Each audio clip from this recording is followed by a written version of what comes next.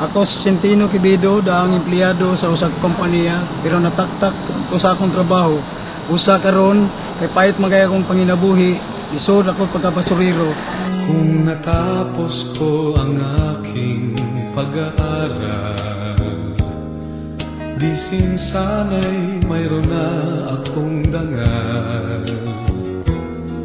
na ihaharap sa'yo at ipagyayabang. Pagkuhan silang programa, isod ko dayon din nila yun. Kaya aron ang tanaw sa mga tao na dili na kami ubos ng panahon nila. Nalipay ako maayo nga dunay programa sa Kamano na nagsugyot ka namo para kami makasuod sa mga villages o subdivision na dili kami harangon sa mga gwardya. Mao kini nga mo ang dakong kalipay karon sa amo ang trabaho ng pagpamasura. Doon ay kaya kong ipunin lahat ng bituin. Doon ay kaya kong igapos ihip ng hangin. Doon ay kaya kong pagbawal buhos ng ulan. Sa panaginip lang kita nahahagkan tuwina. Doon lang.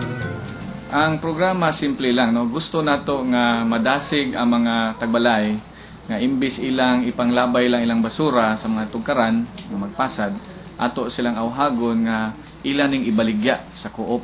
Doon ay co-op nga gipurma ang Mandawi Homeowners Credit Cooperative nga ang membership fee instead nga kwarta ang imong ihatag sa co-op para mamembro ka, basura. Inighatag nimos basura doon na kay coupon. Katong nga coupon maotoy imong membership fee nya magtubo ang imong kwarta sa co-op kung sige ka og hatag sa imong basura. Ang co-op mobaligya sa mong basura ngadto sa mga existing scrap buyers ni Mandawi nga ato nang gimiting ug ato pong gitap ang mga existing na sad nga basureros Mandawi, mga tricycle drivers nga moy mukuha sa mga basura sa mga panimalay nga moapil aning programa. Tanan pwedeng maapil, estudyante, nanay, mga negosyante kay ang basura ato man ginang ilabay kada adlaw. So ato naling pangwartahan mo na ang programa mo na gingon nga kung limpyo ang atong tukaran mahimo pang panginabuhian sa tanan. Doon ay kaya kong ipunin lahat. Ako isip scrap buyer nakakita nga makahatag ni og panginabuhian sa atong mga kaigsuonan nga nanginahanglan pod labi na karong panahona og igo-igo nga kita nga makasustini sa ilahang inadlaw-adlaw nga panginabuhian. Nisuporta usab ako niini tungod kay ako usa ka nagtuo nga gikinahanglan ang advokasya nga masuportahan sa kinabag-an para sa atong solid waste management. Doon ay kaya kong ipunin.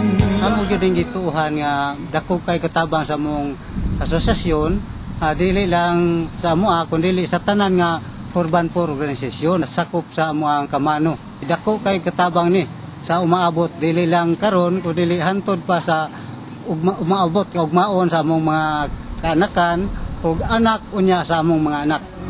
Doon ay kaya kong ipunin. Kaniadto ang among sakop sa among membro basta-basta lang mulabay sa ilaha mga plastic sa mga iskindi kini sa sachet sa shampoo. So sa diha na nga naubo lang maong proyekto nga basura mo paginabuhian ko, naaghat ang maong mga tao paghipo sa maong mga basura. Ang basura gawa nila hatagig bili karon aduna na amount nga nabalik sa ilang kaugalingon. Gawas nga nakatabang sa ilang kaugalingon, nakatabang sa atong palibot sa rason nga sa panahon sa tingbaha, ang maong mga plastic dili na makabarang adto sa mga kanal. Doon ay kaya kong ipunin. Nakahatag sa panginabuhian sa mga urban poor.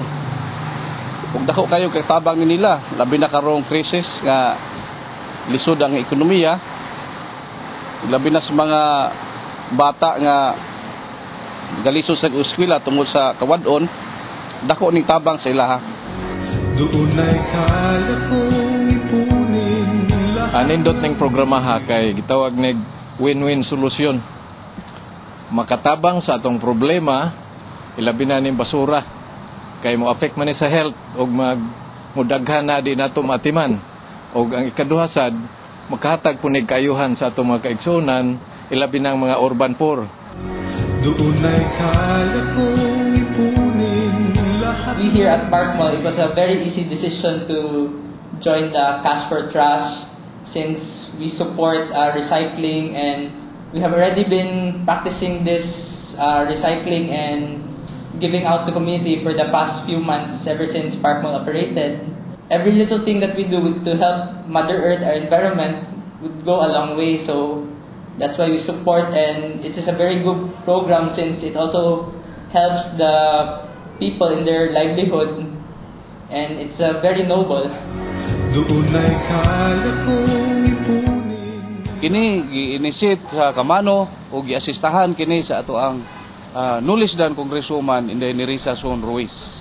Akong itunol ang akong pahalipay ug dakong pasalamat sa Kamano Incorporated sa pag-abag sa atong proyekto nga dili lang makalimpyo sa atong palibot kung dili makapangita pagpanginabuhi kining atong mga kaigsuunan dinhi sa Dakbayan sa Mandawi. Ako ug yung isulti dinhi nga kutob sa unsang suporta nga gikinahanglan gikan diri kanato, ako ug yung ihatag diha para malambuon kining atong proyekto. Mabuhi ang Mandawi.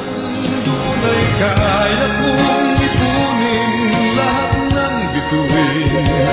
Doon ay kaya kong igapos ihip ng hangin.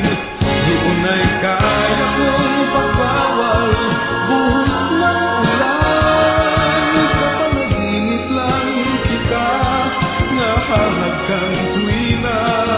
Doon lang.